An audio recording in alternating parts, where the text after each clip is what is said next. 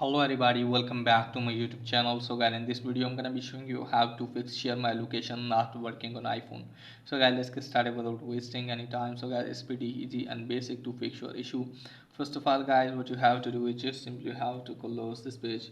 Now after that guys, what you have to do is just simply have to open the setting and make sure that you're properly connected with internet. Now turn on aeroplane mode at least for the 30 or 40 second and then turn this off. Now after that guys, what you have to do is just simply have to scroll it down. Now from here guys, what you have to do is just simply have to locate for the privacy and security option. Now from here guys, what you have to do is just simply have to tap on location services.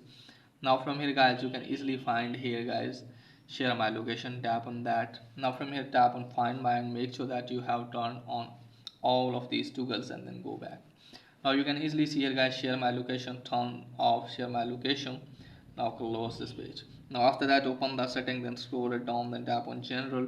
From here guys, make sure that your date and time is correct and also make sure that you have selected correct region. Okay guys, now selecting the correct region and after that tap on transfer reset. I won't tap on reset, just simply have to reset your network setting and then force restart your device.